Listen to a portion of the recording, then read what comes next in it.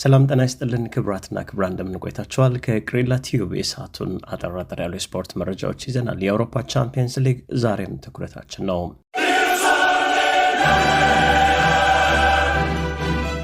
የ2025-26 የአውሮፓ ቻምፒየንስ ሊግ የሩብ ፍጻሜ የሁለተኛ ቀን የጥሎ ማለፍ የመልስ ጨዋታ ተደርጓል። በሙኒክ አሊያንዝ አሬና ስቴዲየም ሪያል ማድሪድ ከባየር ሚኒክ ያደረጉት ጨዋታ በባለሜዳዎቹ ባየር ሚኒክ 4-3 አሸናፊነት በአጠቃላይ ውጤት 6-4 ተደምድሟል። ባየር ሙኒክ ወደ ግማሽ ፍጻሜው መቀላቀሉን አረጋግጧል። በኤምሬትስ ስቴዲየም አርሰናል የፖርቹጋሉ ስፖርቲንግ ሊዝበንን ገጥሞ ጨዋታው 0-0 በሆነ አቻ ውጤት ተጠናቋል። በመጀመሪያው ዙር ጨዋታ በሊዝበን ሜዳ ካይ ሃቨርትዝ ያስቆጠራት ብቸኛ ጎል ለአርሰናል ዋጋ ሆኖ አርሰናል በተከታታይ የአውሮፓ ቻምፒየንስ ሊግ ግማሽ ፍጻሜ በመግባት አዲስ ሪከርድ መጻፍ ችሏል። ሁለቱ ቡድኖች ጨዋታቸውን ከማድረጋቸው አስቀድሞ በአርሰናል ኤምሬትስ ስቴዲየም ላይ ታሪክ እንሰራለን የሚል መፈክር ሲታይ ነበረ። በእርግጥም አርሰናሎች ተፈላጊውንና ተጠባቂውን ታሪክ አሳክተው ግማሽ ፍጻሜው ላይ መድረሳቸውን አረጋግጠዋል። አሁን ወደ ዝርዝሩ እንሄዳለን።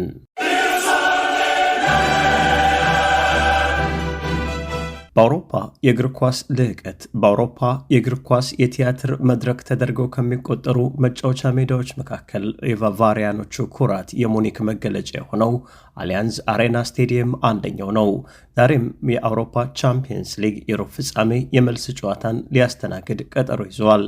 ቀይ በለበሱ የባየር ሙኒክና እንዲሁም ደግሞ ንግስናው የእኛ ነው በሚሉ የአሸናፊነት ጽዋን ለመጎንጨት ጓጉተው ወደዚህ በመጡ የሪያል ማድሪድ ደጋፊዎች ተሞልቶ ነበረም። ከጨዋታው መጀመር አስቀድሞ በርካታ ሀሳቦችና ወሬዎች ሲነገሩ አምሽተዋል። ሪያል ማድሪድ ሪሞንታዳ ወይም ደግሞ ውጤቱን ገልብጦ ወደ አውሮፓ ቻምፒየንስ ሊግ ወደ ለመደውና የግሉ እንዲሆን ባስመሰለው የቻምፒየንስ ሊግ የፍጻሜ ቀን ተገኝቶ ዋንጫውን ይስማል የሚለው ግምት ጎልቶ ተነግሯል። በአንጻሩ ቪንሶ ካምፓኒ የሚመራቸው ባቫሪያኖቹ በሜዳችን ነጥብ አንጥልም፣ ማድሪድን አስከንድተን ወደ ዋንጫው እንደርሳለን፣ ከጨዋታው አስቀድሞ ሲሰጥ የነበረ አስተያየት ለጨዋታው ሞቅታ ምክንያት የሆነ ነበረም።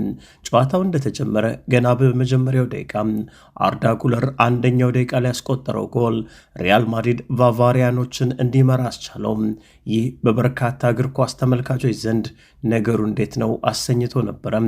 ነገር ግን ወዲያው ነው ፓቫሊች 6ኛው ደቂቃ ላይ ባየር ሚኒኮችን አቻ ማድረግ ችሏል። 29ኛው ደቂቃ ላይ አርዳ ጉለር ለራሱም ለቡድኑም ሁለተኛውን ሲያስቆጥር የጨዋታው ግለት ከፍ እያለ ሄደም። ሃሪኬን 38ኛው ደቂቃ ላይ ያስቆጠረው ጎል ባየር ሚኒኮችን አቻ ማድረግ ችሏል። 42ኛው ደቂቃ ላይ ኪሊያን ምባፔም ሪያል ማድሪድ ጨዋታውን 3-2 እየመራ ወደ መልበሻ ቤት እንዲሄድ አስቻለው። ከዛ ከረፍት መልስ ምን አይነት ትዕይንት ምን አይነት ድራማ ሊመጣ ይችላል ብለው ብዙዎች ሲጠብቁ ነበሩ። የጨዋታው እንቅስቃሴ ቀጥሏል። እስከ 86ኛው ደቂቃ ድረስ ጎል ሊቆጠር አልቻለም። 86ኛው ደቂቃ ላይ ግን የሪያል ማድሪዶች የአማካይ ስፍራ ተጫዋች ካማቪንጋ የቀይ ካርድ ተመለከተም። የአንድ ተጫዋች አድቫንቴጁን ሪያል ማድሪዶች ብዙም ሳይዘገዩ ተጠቀሙበት። 89ኛው ደቂቃ ላይ ሉዊስ ዲያዝ የተገኘችውን ጎል አስቆጠረም። የጨዋታው ውጤት 3-3 ሆነም። ምናልባት ጨዋታው በዚህ ውጤት ቢጠናቀቅ ባለሜዳዎቹ ባየር ሙኒኮች በመጀመሪያው ዙር ጨዋታ ሎስ ብላንኮሶቹ ጋር ሄደው 2-1 አሸንፏል። በድምር ውጤት ወደ ቀጣዩ ዙር ያልፋሉ። እንደነ ኪሊያን ምባፔና ሌሎች ጠንካራ ተጫዋቾችን የያዘው ማድሪድ የነ ቪኒ ጁኒየር ጥልቀትና ምጥቀት የተሞላበት የጨዋታ እንቅስቃሴ ምናልባትም ሊፈጥር ይችላል። አዎ በእርግጥ ማድሪድ ነው። በየትኛውም ሰዓት ከምንም አጋጣሚ ውጤት መቀየር ይችላል። የባቫሪያን ደጋፊዎች በቡድናቸው ተስፋ ባይቆርጡም ልባቸውን ትንሽዬ ስጋት እየቀዘቀዘው ይገኛል። ይህ ባለበት አጋጣሚ መደበኛው 90 ደቂቃ ተጠናቆ 4 ደቂቃ በተጨመረበት ሂደት ከአራቱ ደቂቃዎች 3ቱ ተገባደው የመጨረሻው ደቂቃ ባለበት አጋጣሚ ኦሊሴ እጅግ አስደናቂ ጎል አስቆጠረም። ባቫሪያኖቹ አሁን ማድሪድን አሰናበቱት። ከወደቀበት እንዳይነሳም ከተኛበት እንዳያገግም 12 ቁጥር ሚስማር መቱበት። ጨዋታው በባየር ሙኒክ 4-3 አሸናፊነት ተጠናቀቀ። ባየር ሙኒኮችም ወደ አውሮፓ ቻምፒየንስ ሊግ የግማሽ ፍጻሜ ጉዟቸውን አረጋግጡ። ቪንሶ ኮምፓኒና ልጆቹም በደስታ ማዕበል ሰከሩ። ከጨዋታው መጠናቀቅ በኋላ የተለያዩ አስተያየቶች ተሰጥተዋል። አሰልጣኝ ቪንሶ ኮምፓኒ እንዲህ ሲል ተናገረም። ጨዋታው እጅግ ስሜታዊነት ከፍ ያለበት ነበረም። ብዙ እድሎችን ፈጥረናል። በኳስ ቁጥጥሩም የተሻልን ሆነናል። አስፈላጊውን ውጤት አስመዝግበናል። ሪያል ማድሪድ ነው። ትልቅ ቡድን። ማሸነፋችን በጣም አስደስቶናል። ሁሌም ሪያል ማድሪድ ስጋት እንደሆነ ይታወቃል። ልጆቼ በአእምሮ ጠንካራ ነበሩ። ውጤቱን አምጥተውታል። ያስደስታል። ከፊት ለፊታችን የተሻለ ውጤት ለማምጣትም ጥረት እናደርጋለን ሲል ሐሳቡን ሰጥቷል። በአውሮፓ መድረክ ሪያል ማድሪድና ባየር ሚዩኒክ ያላቸው ግንኙነት ሲታይ 13 ጊዜ ተሸናንፈው 4 ጨዋታ ባቻ ውጤት አጠናቋል። 48 ጎሎችን ባየር ሙኒክ ሪያል ማድሪድ ላይ፣ ሪያል ማድሪድ ደግሞ 49 ጎሎችን ማስቆጠር ችሏል። በሙኒክ ፉትቦል አሬና ሙንሽን ወይም ደግሞ አሊያንዝ አሬና የተደረገው የጨዋታ ብዙ ትዕይንቶችን አሳይቶ ተጠናቋል። አሁን ፊታችንን ወደ ቀጣዩ ጨዋታ እናዞራለን፣ አሰልጣኝ ቪንሶ ኮምፓኒ ተናግሯል። የባየር ሙኒክ ወሳኝ ተጫዋች ጆሹዋ ኪሚክ እንዲህ ሲል ተናገረም። እጅግ አስፈላጊ ውጤት ነው። ዛሬ በርካቶች እንቅልፋቸውን በጊዜ የሚተኙ አይመስለኝም። ይህንን ድል ለመመልከት የቡድኑን ውጤት ለማወቅ እርግጠኛ ነኝ። ባለቤቴም ልጄን በጊዜ አታስተኛውም። አሁን ደስተኞች ሆነናል። ትልቅ ውጤት ተመዝግቧል ሲል ጆሹዋ ኪሚክ ሐሳቡን ሰጥቷል። ሚኬል ኦሊሴ እጅግ አስደናቂ ጎል አስቆጥሯል። የጨዋታው ኮከብ ተብሎም ተመርጧል። የሪያል ማድሪዶቹ አሰልጣኝ አልቫሮ አርቪዮላም እንዲህ ሲል ተናገረም። አሁን ለልጆቼ በጣም አዝኛለሁ። ቢሆንም ግን የተቻለንን አድርገናል። የተሻለ የአሸናፊነት መንገድን ለማግኘት ጥረት አድርገናል፣ ግን አልተሳካም። ልጆቹ ላደረጉት ነገር ሁሉ ምስጋናዬ ከፍተኛ ነው ሲል አሰልጣኝ አልቫሮ አርቪዮላ ሐሳቡን ሰጥቷል። ባቫሪያኖቹ ባየር ሙኒኮች በአውሮፓ ቻምፒየንስ ሊግ የግማሽ ፍጻሜ ጨዋታ ሲደረግ ወደ ግማሽ ፍጻሜው የደረሰው ፓሪስ ሴንት ጀርሜንን የሚገጥሙ ይሆናል።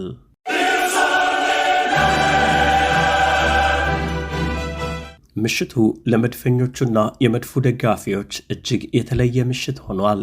ሁለት ስሜት ላይ ሆነው የተከታተሉት ጨዋታም የፖርቹጋሉ ስፖርቲንግ ሊዝበን ወደ ኤምሬትስ ስቴዲየም የ1-0 ሽንፈትን ይዞ ሲመጣም ምናልባትም የአርሰናል ደጋፊዎችም ሆኑ የአርሰናል ተጫዋቾች አንድ ሐሳብ ይዟል፣ በሜዳ ውጤትን አስጠብቆ ለመውጣት።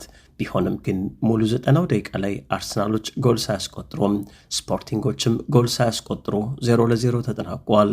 ካይ ሃቨርትስ በመጀመሪያው ዙር ጨዋታም ስፖርቲንግ ሜዳ ላይ ያስቆጠራት ግብ ለአርሰናል ወደ ቀጣዩ ዙር ለማለፍ ስንቅ ሆኖታል። የአርሰናል ቡድን ወጥነት ጎሎታል። በእንግሊዝ ፕሪምየር ሊግ ሽንፈትን አስተናግዶ ወደዚህ ጨዋታ መጥቷል። በእርግጠኝነት አንድ አርሰናልን የተመለከተ የእግር ኳስ ተመልካች ሊለው እንደሚችለው የአርሰናል ተጫዋቾች ከፍተኛ ፍላጎት የወለደው ጭንቀት ራሳቸውን አደጋ ላይ እየከተታቸው ይገኛል ማለት ይችላል። ይህም በአውሮፓ ቻምፒየንስ ሊጉም ውጤት ለማግኘት በጭንቀትና በውጥረት ሆነው እንደተጫወቱ ማሳያ ነው እያሉ ብዙዎች ሀሳባቸውን ሰጥተዋል። በጨዋታው እንቅስቃሴ እጅግ ብዙ የሚባሉ የግብ ዕድሎችን ሁለቱም ቡድኖች መፍጠር አልቻሉም። ጥንቃቄ የተሞላበት ጨዋታን ምርጫቸው አድርጓል። በአርሰናል በኩል ኤቨሬች ኤዜ አንድ ኳስ ሞክሯል። እንዲሁም ደግሞ ሊያንድሮ ትሮሳርድ ተቀይሮ ከገባ በኋላም በጭንቅላት የገጨው ኳስ የግቡ ቋሚ መልሶበታል። በሌላ በኩል በስፖርቲንግ ሊዝበን በኩል አንድ አጋጣሚ የግብ ቋሚ የመለሰበት ሊጠቀስ ይችላል። ከዛ ውጪ ሁለቱም ቡድኖች ጥንቃቄ የሞላበትና ጎል እንዳይቆጠርባቸው ሲጫወቱ ለማየት ተችሏል። በእርግጥ አርሰናል ወሳኝ ጨዋታዎችን እያሸነፈም ወደ ስኬቱ ለመቅረብ ጥረት ቢያደርግም አሁን ድረስ ያልተመለሰና ያልተፈታ ጥያቄ አለ። ሁነኛ የአርሰናል 9 ቁጥር ተጫዋች ማን ነው? የትኛውስ የማጥቃት መስመር አርሰናልን ከሚያስበውና ከሚፈልገው ዋንጫ ሊያገናኘው ይችላል የሚሉት ነው። በርከት ያሉ የቆሙ ኳሶችን ቢያገኝም ተጋጣሚዎቹ እንዴት ማጨናገፍ ይቻላል የሚለውን ቀድሞ አስበው ወደ ሜዳ እየገቡም የአርሰናል ንብረት የሆነው የቆሙ ኳሶችን በስኬት መጠቀም አካሄድም ጫና ውስጥ እየወደቀ ይገኛል። በርካቶች በቅርብ ጨዋታዎች ይህንን ሀሳብ እየተስማሙበት ይገኛሉ።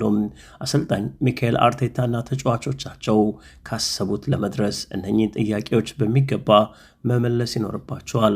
ጨዋታው 0-0 ከተጠናቀቀ በኋላም የአርሰናሉ አማካይ ተጫዋች ዴክላን ራይስ እንዲህ ሲል ተናገረም። በጣም ደስተኞች ነን። ፈተናው እጅግ ከባድ ነበረም። ፈተናውን ተወጥቷል። አሁን ደግሞ ወደ አውሮፓ ቻምፒየንስ ሊግ ግማሽ ፍጻሜ በተከታታይ መግባታችን አዲስ ታሪክ እንድንጽፍ አድርጎናል።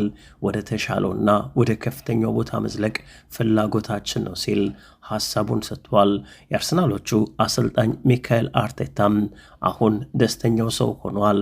ከጨዋታው መጠናቀቅ በኋላም እንዲህ ሲል መናገሩን የመገናኛ ብዙሃን ዘግቧል። ይህንን የአውሮፓ ቻምፒየንስ ሊግ ግማሽ ፍጻሜ ተከታታይ መግባትን አሳክተናል። ወሳኝ የሚባሉ ተጫዋቾችን ብናጣም ትልቅ የሚባል ውጤት አስመዝግበናል። ለውጤቱም ዋጋ ልንሰጠው ይገባል። ተጫዋቾቻችን ትልቁን አስተዋጽኦ ተወጥተዋል ሲል ተናግሯል። የአውሮፓ ቻምፒየንስ ሊግ አርሰናል ስፖርቲንግ ሊዝበንን አስቀርቶም በግማሽ ፍጻሜው ወደፊት ብሏል። የሚጠብቀው የዲየጎ ሲሚዮኔው አትሌቲኮ ማድሪድ ነው። ይህንን ፈተና የሚወጣ ከሆነም ከ2006 በኋላ እንደ ጎርጎሮሳውያኑ ዘመን ቀመር አርሰናል ለአውሮፓ ቻምፒየንስ ሊግ የፍጻሜ ጨዋታ ይደርሳል። አሁን የመጨረሻው ምሽትን ለመድረስ ከፊት ለፊት 2 ፌርማታዎች አሉ። የግማሽ ፍጻሜው የደርሶ መልስ ጨዋታ አርሰናል ከአትሌቲኮ ደ ማድሪድ እንዲሁም ደግሞ ባቫሪያኖቹ ባየር ሙኒኮች ከፓሪስ ሴንት ጀርሜን ማን ፈተናውን አልፎ ፍጻሜው ላይ ይገናኛል? ጤና ይስጥልኝ።